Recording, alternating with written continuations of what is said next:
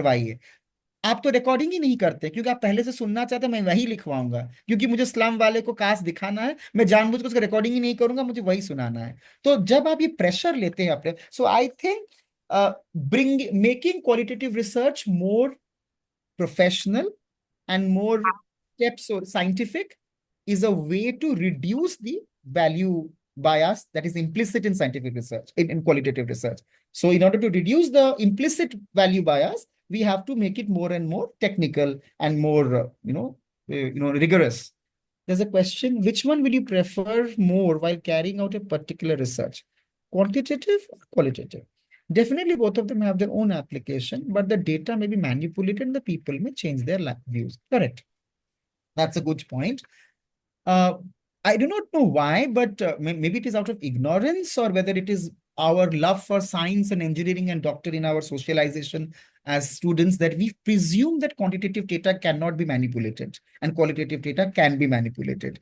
Whereas even quantitative data can be manipulated, which researchers have shown that you exactly what you do is that you start changing the sample size or you start changing the ratio of the certain number of questions. Suppose you want to show that a certain group is not political but more industrious in nature, आप उनके infrastructure के बारे में ज्यादा question set कीजिए और उनके identity से कम कीजिए, तो आप ऑटोमेटिक वो ज्यादा ही दिखेगा। तो ऐसा नहीं है कि क्वांटिटेटिव रिसर्च में, quantitative research is basically correlations between different frequency distribution. There are different frequency distributions, but start doing correlations which normal statistics can, normal people or not qualitative researchers cannot do. But the question here is what I would prefer. My answer is I would prefer that research which suits my research question. I can repeat, the choice of qualitative or quantitative research should be shaped by the choice of question. मेरे लिए ये important नहीं था कि how many, what was the level to which a certain programme में कितने benefits कौन से वाले बेनिफिट्स कितने कितने लोगों को मिला है। मेरा वो पर्पस नहीं था। सपोज एक स्टडी में इम्पैक्ट इवैल्यूएशन अगर आप नहीं करते हैं तो आपके लिए क्वांटिटेटिव, अगर इम्पैक्ट इवैल्यूएशन करते हैं तो quantitative research is good, but for me it is इस प्रोग्राम में गांव के 3 अलग कौन नॉन पॉलिटिकल फंक्शनरीज हैं जो इसको इम्पैक्ट करते हैं। How does the programme work rather than finding out how does the program impact. There are two different questions. So if I have a more of an exploratory question, I would go for quantitative research. Like this time when I've got this ICSL project, I have taken an economist as my co-PI. So because we are trying to have certain questions which will explore how and certain which will try to do the correlation. So I think that you can use both, but at the end of the day, if you are honest, you can control the bias even in qualitative. The problem with qualitative research is basically this: why qualitative research is not taken very seriously is that because of, I think, my understanding is of two reasons. One, people fail to identify identify and develop categories. They do not do that. They come and say as a pile of data, kahani, kahani, and kahani. And then people say that what to do with the kahani. So what you have to do with the kahani is that you have to into boxes. आप उसको सब headings बनाइए और उसके बाद एक argument दीजिए. Now that is how your qualitative data becomes amenable to research. And then you say that मेरा जो केस है वो कितना वैरीगेटेड है, कितना डिफरेंशिएटेड है, कि उसमें अलग अलग तरह के सैंपल की भी बातें की गई हैं।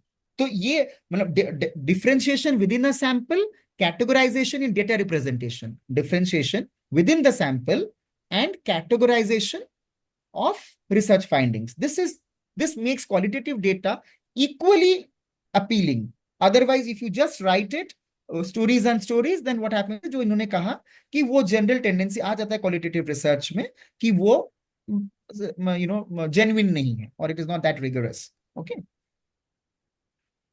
So any participants has any question, please ask, or you can post in chat box. आप अगर हिंदी में पूछना चाहते तो पूछ सकते हैं, इट्स ऑल राइट. किसी को कोई सवाल हो तो प्लीज वो पूछ सकता है, सर अभी अवेलेबल है. तब तक सर से हम एक और रिसर्च से रिलेटेड मुद्दा है उस पर बात करेंगे. सर जो हमारा सैंपल साइज होता है, जो हमारा सैंपल साइज हो वो कितना मायने रखता है हमारे रिसर्च की फाइंडिंग से, रिसर्च के एक्यूरेसी से, प्लीज बताएं sir. Honest, in quantitative research, they have this formula, they have a pre-given formula within which you take the sample and you finish it, right? Case studies may sample size sample size is not important. Sample और diversity is important. Now, what happens is, like for example, in my case, this case, there were 4 sites. So obviously 4 sites के जितने RWA functionaries होंगे, 3, president, secretary, treasurer, मुझे उनसे बात करना था। उसके बाद मैंने सोचा था कि मैं वहाँ का जो यूथ एसोसिएशन है उनसे, हर जगह का जो प्रधान है, एक्स प्रधान एंड प्रेजेंट प्रधान, तीनों से बात। तो ऐसे करते करते मैंने प्रिज्यूम किया था कि मैं करीब एक साइट में 12 लोग, 30-40 लोग हो गए थे होते होते। पर जब हम फील्ड पे जाते हैं, हमें कुछ ऐसा इंसान देखने को मिलता है जो काफी क्रिटिकल है स्टडी के लिए, जो हमने पहले से प्रिज्यूम नहीं किया था। So this incidental sampling is also very important.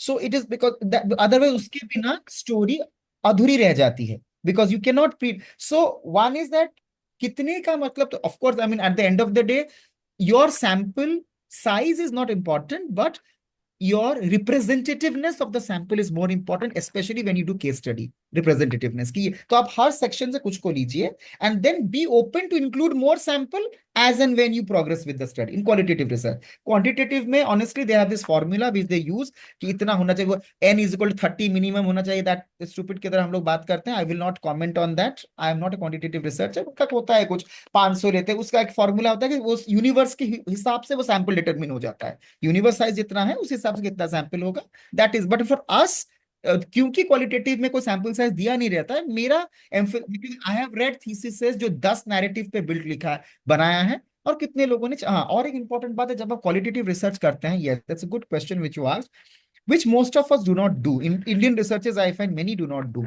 Maybe good Indian researchers have started doing. एक अपेंडिक्स लगाइए थीसिस के एंड में, जहां पे आप अपने रेस्पोंडेंट्स को लिस्ट कीजिए कैटेगरी वाइज, नाम बदल के, पर डेजिग्नेशन सेम रख के। उससे क्या होता है, और जो पढ़ेगा वो फिर आपके अपेंडिक्स को आपके नैरेटिव से मैच करेगा। इसने बोला तो था कि 15 तरह के लोगों से बात करेगा, क्या किताब के अंदर एटलीस्ट 10 तरह के लोगों का उल्लेख है? तो वो अपने आप क्रॉस चेक हो जाएगा and it becomes more authentic. ये ऐसा नहीं कि हम सड़क पे उठ गए उस दिन मीटिंग में, जो भी चाय पीते पीते मिला उससे पूछ के हमने लिख दिया। वो ओपिनियन नहीं आना चाहिए। The other day I was talking to a Valmiki youth, don't write it. The other day I was talking to a Valmiki youth, the other day mister Subhash, the what is it, an upcoming leader in that area says that, वो Australia, और उसका उल्लेख and में appendix में लिखिए कि category wise किस site से आपने किन किन से बात किया। बस उनका रियल नाम ना लिखो, डेजिग्नेशन लिखो, और साइट्स के नाम भी बदलने होते हैं।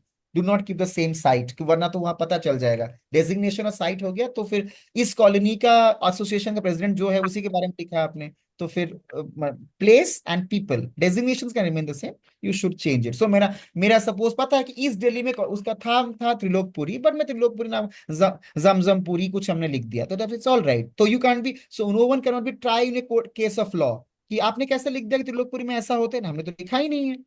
लेकिन आपने तो सारा त्रिलोकपुरी के बारे, सबको पता भी हो रहा है कि उसी के बारे में लिखा है, लेकिन दे कांट ट्राई यू। एक एक सर, और इसी इसी से रिलेटेड करिए कि जैसे हम किसी को एज अ सैंपल यूज कर रहे हैं, सपोज मीडिया को, हम किसी मीडिया आउटलेट को हमने एज अ सैंपल यूज किया, तो हमको तो उसको फिर अगर उसने जो कुछ भी डिस्प्ले किया है, जो कुछ भी पब्लिश किया है, उसको एज इट इज रखना होगा, तब हम उसका कंटेंट एनालाइज करेंगे। लाइक अभी ऑपरेशन ठीक है, सिंदूर। वहां तो फिर वो दिक्कत नहीं है ना, वो तो उन्होंने public public forum, I was talking about anonymizing that data which you have collected in private capacities। आप तो इंटरव्यू प्राइवेट कैपेसिटी में कर रहे हैं ना, जिससे इंटरव्यू करेंगे, उस डेटा को एनोनिमाइज करने की बात। पर ये जो आपके, वो तो ऑलरेडी पब्लिक फोरम में है, तो उसको एनोनिमाइज करने का कोई मतलब नहीं है। एक क्वेश्चन होता है कि जैसे मीडिया आउटलेट जो भी कुछ पब्लिश कर रहे हैं, पब्लिक फोरम में जो कुछ भी उन्होंने डिस्ट्रीब्यूट किया, तो वो कहते हैं कि उनका नरेशन उनके हिसाब से है, और उनका उनके हिसाब से वो पॉजिटिव है। बट हमने उसको रिसर्च में लिया और हमको उसके हम हमारी हाइपोथेसिस कुछ और है, उसके जस्ट अपोजिट जा रहा है, और हमने उसको एनालाइज किया, उसकी कोडिंग करी, और अपनी फाइंडिंग तक मैं लेकर आया। देन वो अगर वो चैलेंज हो तो उसको कैसे डील करेंगे? नहीं, चैलेंज होता मतलब तो वहां पे दूसरा चीज हो गया कि सब, if it is, see you are the researcher is free to have his or her own interpretation. The author has no say on it. मैं कह सकता हूं, आप सुनना कैसे चाहते हैं आपका कॉल है। I have nothing to say on that. अगर आप मेरा रेपुटेशन खराब करते, then I can try in court of law on something, that is something else. But everywhere जो बोलते हैं मिस कोटिंग, बट देन उसमें आदमी जब करेगा वो तो फिर एविडेंस देगा ना।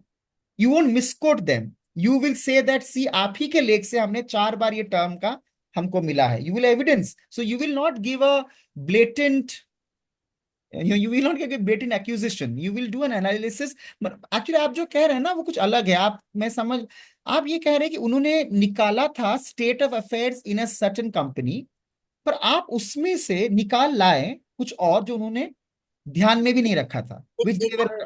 सर मैं इसमें एक चीज जोड़ूं कि जैसे कोई स्टेटमेंट्स होता है, बहुत कंट्रोवर्शियल स्टेटमेंट किसी लीडर ने दी, अच्छा, ओके देन ओके, वो डिनाई करता है कि उसको उसको मिस इंटरप्रेट किया गया। फाइन। पर एक्चुअल में वो जब